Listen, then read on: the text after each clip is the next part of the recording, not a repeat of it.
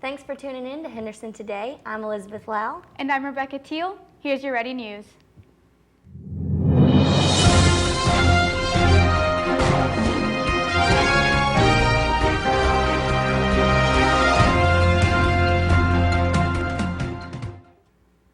Although an Arkansas school is no longer competing in the March Madness tournament, college basketball fans are still intrigued with which college is going to win the championship on April 3rd.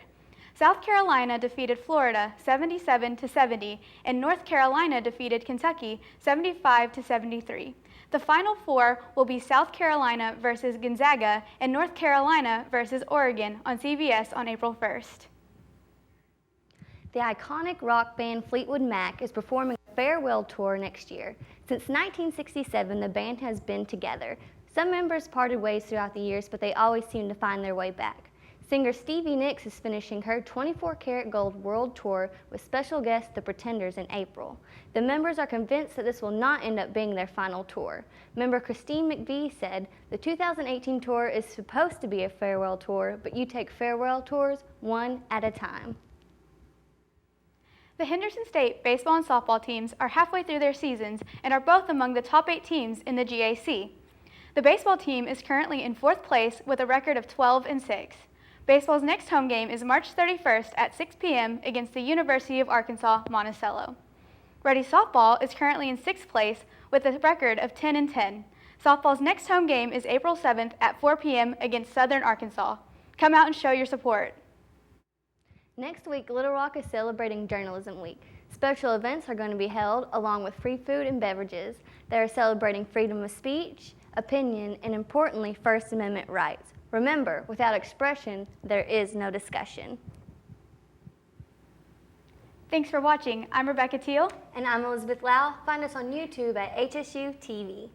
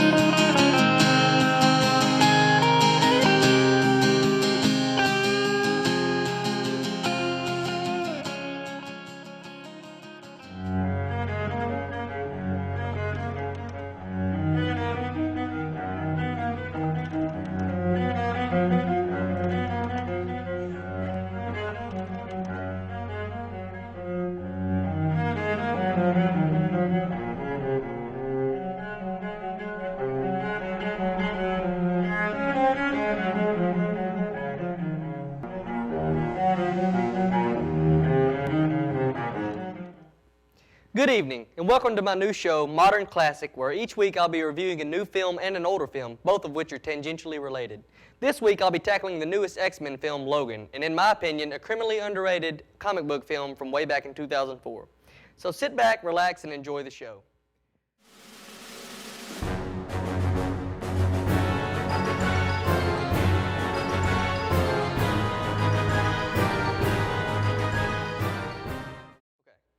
Logan is the 10th entry in the X-Men franchise, if you can count it as an X-Men film.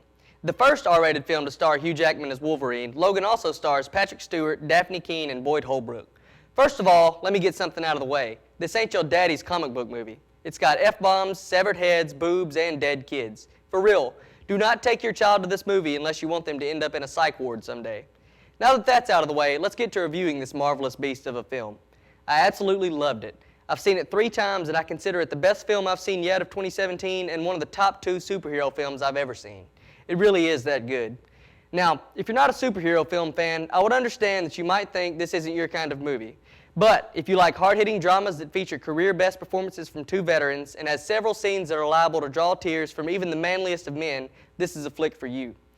To quote Dr. Strange, forget everything you think you know and go see this movie. Hugh Jackman has been playing this character for 18 years, and he has seen highs and lows while doing it. Now, I think Hugh Jackman is a more than capable actor, as he is shown in films like Les Miserables and Prisoners, but this is undoubtedly his best performance. He makes the most out of his supposed last turn as the clawed mutant, and he imbues the character with grit and emotion. A comparable performance that comes to mind when it comes to Jackman and Logan is Clint Eastwood in Unforgiven.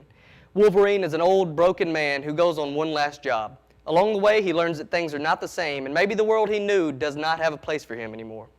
Jackman's performance is haunting and soulful, and I would love to see nothing more than his name show up in the Oscars next year. But, as good as I think Hugh Jackman is, Patrick Stewart is even better. In Logan, Professor X is an even older, senile shell of the man he used to be. Stewart's performance is absolutely heartbreaking, and at the same time humorous. He provides most of the comic relief, but he also provides some of the most heart-wrenching scenes I've ever witnessed in a film of this genre. I didn't get to talk about everything I wanted to, but in the end, Logan is a masterpiece of the superhero genre, and it represents a turning point for films of its kind. Please do yourself a favor and see this movie as soon as you can, and as many times as you can.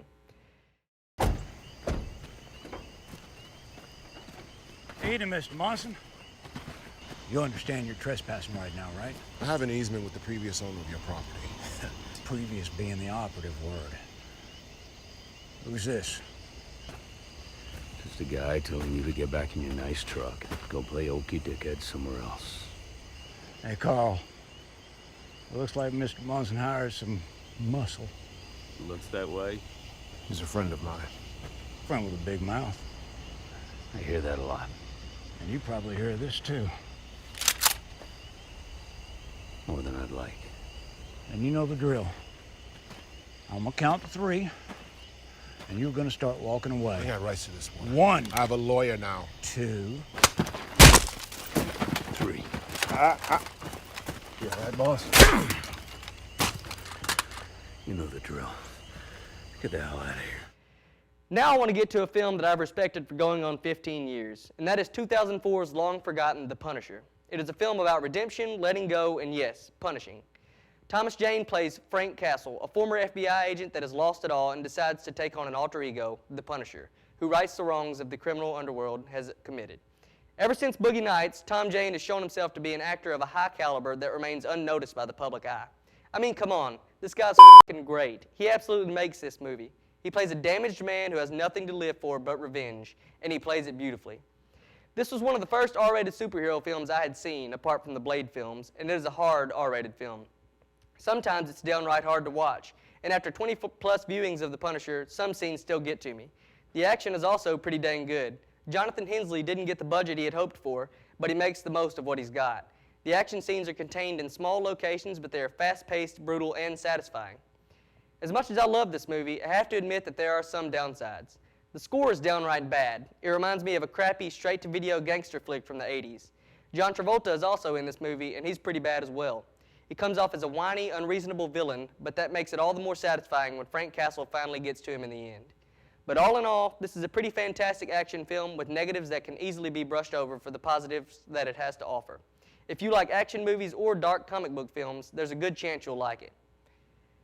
Thank you guys for coming by. Check these movies out. They're awesome. Come back next week when I get into some Scorsese filmography.